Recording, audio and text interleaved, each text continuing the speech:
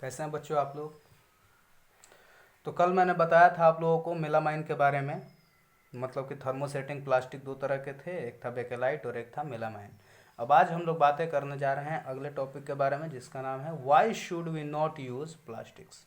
हमें क्यों प्लास्टिक को यूज़ नहीं करना चाहिए। Though plastic has a number of uses, it has a major disadvantage. भले ही प्लास्टिक का बहुत सारा इस्तेमाल है, लेकिन इसका बहुत एक बड़ा डिसएडवांटेज भी है। It is not environment friendly. क्या डिसएडवांटेज है बच्चों? ये एनवायरमेंट फ्रेंडली नहीं होता। Plastic is a non biodegradable substance. ये एक नॉन बायोडिग्रेडेबल सब्सटेंस है, मतलब कि ये अपघटित नहीं होता, ये टूटता नहीं है। It can not be easily decompose by natural processes, और ये आसानी से डिकम्पोज नहीं होता किसी भी नेचुरल प्रोसेस के द्वारा। व्हेन इट इज़ डिस्कार्डेड, जब इसको फेंक दिया जाता है, it gets accumulated and causes pollution. जब इसको फेंक दिया जाता है बच्चों, जब इसका इस्तेमाल बंद कर दिया जाता है, तब क्या होता है कि वो एक्यूमुलेट होता है, जमा होता है और एनवायरनमेंट को पोल्यूट करता है। It decomposes in several years. जब ये सड़ता है तो लगभग बहुत सारे साल लग जाते हैं, लगभग 500 साल लग जाते हैं प्लास्टिक को डिस्कार्ड होने में, प्लास्टिक को डिकम्पोज होने में। It chokes drains and pollutes the soil. मतलब बच्चों कि ड्रेन्स को, मतलब पानी जहाँ पे बढ़िया से पास होता है, उसको ये बंद कर देता है, ब्लॉक कर देता है, जिससे कि सॉइल पोल्यूशन होता है।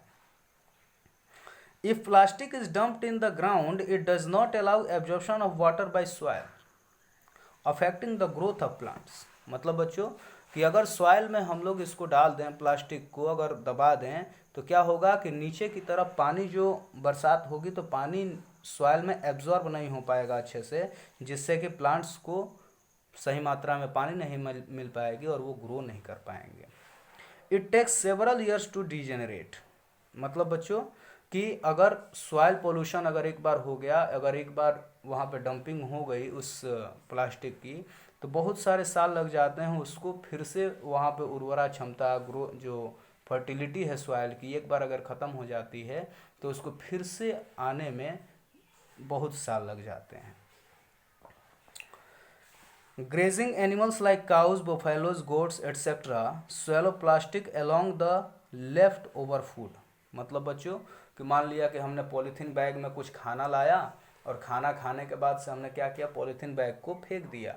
तो जो एनिमल्स होते हैं, जो चरने वाले होते हैं एनिमल्स, जैसे कि गाय ही हो गई, तो वो एनिमल उस फूड की खोज में उस प्लास्टिक को भी खा जाते हैं।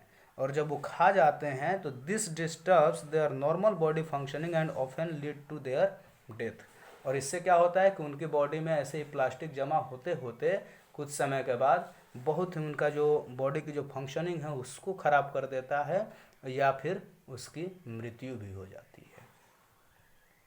Polythene bags are coloured using different dyes which are harmful. Polythene bags जो होते हैं बच्चों बहुत से कलर्स में आते हैं, जैसे कि ब्लैक हो गया, ब्लू हो गया, ट्रांसपेरेंट हो गया, चाहे रेड हो गया, ग्रीन हो गया, तो बहुत सारे कलर्स में आते हैं, जिनको कि बहुत अलग अलग तरह के डाई से उनको कलर किया जाता है। और ये डाई जो होते हैं बच्चों बहुत ज़्यादा हार्मफुल होते हैं। When food articles are kept in them, they get contaminated. जब फूड आर्टिकल्स को, जब कोई भी फूड मटेरियल है, उन मटेरियल्स को जब रख दिया जाता है उस पॉलीथीन के बैग में, तो फूड क्या होता है, धीरे धीरे धीरे धीरे कंटामिनेट होने लगता है, क्योंकि कलर जो उस मटेरियल पे हो, उस प्लास्टिक पे जो कलर है, वो कलर उस फूड में मिलना शुरू हो जाता है। तो बच्चों प्लास्टिक क्यों हमारे लिए हार्मफुल है? पहली बात कि सॉइल पोल्यूशन करता है, दूसरी बात है कि वाटर पोल्यूशन भी करता है, तीसरी बात है कि काऊ बोफेलो अगर उसको स्वेलो कर ले, अगर खा लें, उसको निगल लें, तो फिर उनकी डेथ भी हो सकती है। या फिर पॉलीथीन बैग्स जो अलग अलग तरह के डाई से कलर किए जाते हैं, जो डाई हार्मफुल होता है, अगर उसमें हम लोग खाना रखें तो खाने में वो कलर मिक्स हो जाता है, जिससे कि हमारी हमारी बॉडी पे भी उसका एक बहुत ही बड़ा इफ़ेक्ट पड़ता है। अब आगे हम लोग चलते हैं बच्चों, प्रॉब्लम्स विथ प्लास्टिक डिस्पोजल। कुछ प्रॉब्लम्स आती हैं प्लास्टिक के डिस्पोजल में। When plastic is burned, it produces harmful fumes and smokes which cause air pollution. बच्चों जब प्लास्टिक को हम लोग जला देते हैं तो बहुत ज़्यादा उसमें से गैसेस निकलती हैं बहुत ज़्यादा, उसमें से स्मोक निकलता है जिससे कि एयर पोल्यूशन होता है।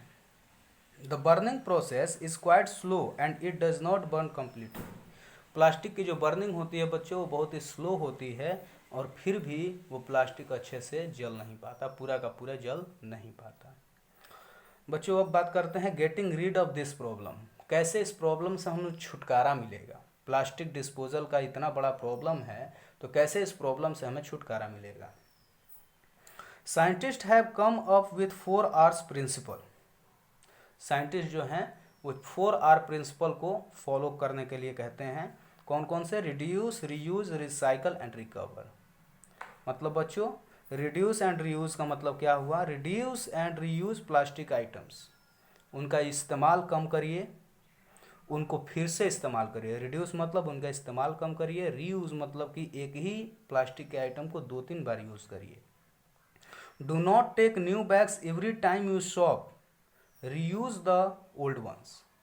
मतलब कि कोई भी सामान आप लोग खरीदने जाते हैं, मान लिया कि प्लास्टिक की थैली में आप लोगों ने कुछ खरीदा और फिर उस प्लास्टिक की थैली को आप घर लाए और उसको फेंक दिया। फिर दुकान पे गए कुछ खरीदना है तो फिर से प्लास्टिक की थैली लिए और फिर से उसको घर लाए फेंक दिया। तो ऐसा नहीं करना है। एक बार प्लास्टिक की थैली आप लोग लाए तो दूसरी बार अगर आप लोग जाएँ तो पॉकेट में उसको रख लें और उसी थैली में फिर से जो भी लाना है दुकान से उसको आप लेते हैं। इससे क्या होगा कि आप लोगों को सामान लाने में जो सुविधाएं हो रही हैं वो तो आपके साथ रहेंगी ही रहेंगी, साथ ही साथ प्लास्टिक का इस्तेमाल भी कम हो जाएगा। पुरानी प्लास्टिक के आइटम्स को यूज़ करते रहेंगे बार बार। तो यूज़ क्लोथ और paper bags instead of polythene bags for bringing vegetables, fruits, milk and other grocery items. घर के किसी भी सामान को लाने के लिए, कोई भी ग्रोसरी का सामान लाने के लिए आप लोगों को पॉलीथीन बैग्स का इस्तेमाल नहीं करना चाहिए। हमें करना चाहिए पेपर के बैग्स ले लें हम लोग या फिर कपड़े के बैग्स ले लें हम लोग, तो उनको हम लोग इस्तेमाल कर सकते हैं। Slowly we can switch over to other alternatives. हमें ये भी काम करना होगा कि हम क्या कर सकते हैं कि हम लोग प्लास्टिक से हट के कोई और अल्टरनेटिव इस्तेमाल कर सकते हैं। जैसे कि प्लास्टिक के बैग्स की जगह पे हम लोग कपड़ों के बैग्स का इस्तेमाल कर सकते हैं। Now it is approximately 90% bags and other thermoplastics waste are recycled. मतलब बच्चों कि लगभग अभी के समय में लगभग 90% जो बैग हैं और थर्मोप्लास्टिक वेस्ट जो हैं बच्चों वो रिसाइकल्ड हो जाते हैं। Waste plastic such as polythene, thermocol, polypropylene, polystyrene articles are melted by strong heating.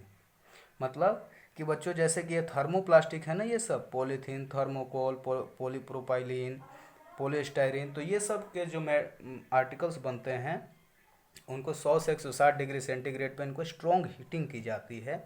Strong heating होगा तो ये मेल्ट हो जाएंगे। The melted plastic exhibit good building property, good binding property. तो ये बच्चों क्या करता है कि जब ये पिघल जाएंगे तो इनमें चिपकने की बहुत बढ़िया प्रॉपर्टी होती है, बाइंडिंग प्रॉपर्टी होती है इनमें। आफ्टर मिक्सिंग विथ बिटुमिन, इसको बिटुमिन के साथ मिक्स कर दिया जाता है। बिटुमिन मतलब कि बच्चों डामर कहा जाता है हिंदी में। रोड जब बनता है तो आप लोगों ने देखा होगा कि कुछ लोग गर्म करके कुछ रोड के जब इनिशियल स्टेज होता है, मतलब कि गिट्टी के ऊपर थोड़ा सा वो काला काला मटेरियल छिड़का जाता है ना, उसी को हम लोग बिटुमिन कहते हैं, डामर कहते हैं। तो उसी में उसको मिक्स कर दिया जाता है इन थर्मोप्लास्टिक को, क्योंकि इनकी जो प्रॉपर्टी होती है, जो चिपकने की, स्टिक करने की, बहुत ही बेहतरीन होती है। It is used for road laying, road को बनाने में इसका इस्तेमाल किया जाता है बिटुमिन के साथ मिला के। These roads are very strong and durable, और इससे जो रोड बनते हैं बच्चों वो बहुत ही स्ट्रॉन्ग होते हैं और बहुत ही टिकाऊ होते हैं। Now some biodegradable plastics are also synthesised. अब के समय में बहुत से कुछ बायोडिग्रेडेबल प्लास्टिक्स भी बनाए जा रहे हैं। They are used in making capsules for filling medicines. इनका इस्तेमाल किया जा रहा है मेडिसिन्स बनाने में। मेडिसिन के जो कैप्सूल बनते हैं ना, कैप्सूल में जो दवाइयाँ रखी जाती हैं, तो उन कैप्सूल्स को बनाने में इस्तेमाल किया जा रहा है बायोडिग्रेडेबल प्लास्टिक्स का। Some are also used for making thread use to stitch the wound during surgery. और कुछ प्लास्टिक्स का इस्तेमाल किया जा रहा है स्टिचेस के लिए, जो थ्रेड बनते हैं उनको बनाने के लिए, ताकि जब ऑपरेशन करना हो, जब टाका लगाना हो, तो उसके जो स्टेचेस हैं वो आराम से कुछ समय के बाद अपने आप ही सड़ जाएं। तो बच्चों ये कुछ चीज़ें हैं, ये थर्मोप्लास्टिक्स के बारे में मैंने आप लोगों को बताया। ये जो चैप्टर है वो ख़त्म हो चुका है। हम लोगों ने इस चैप्टर में पढ़ा अलग अलग तरह के फाइबर के बारे में, उसके बाद से हमने पढ़ा प्लास्टिक के बारे में, हमने ये भी पढ़ा कि प्लास्टिक के क्या क्या हार्मफुल इफ़ेक्ट्स हैं, और हमने ये भी पढ़ा कि कैसे इस प्रॉब्लम से, प्लास्टिक ज़्यादा यूज़ ना हो, इस प्रॉब्लम से कैसे हमें छुटकारा मिल सकता है। तो बच्चों आप लोग एक्सरसाइज के क्वेश्चंस आप लोग करिए, और आगे की बातें हम लोग आगे अगले क्लास में करेंगे।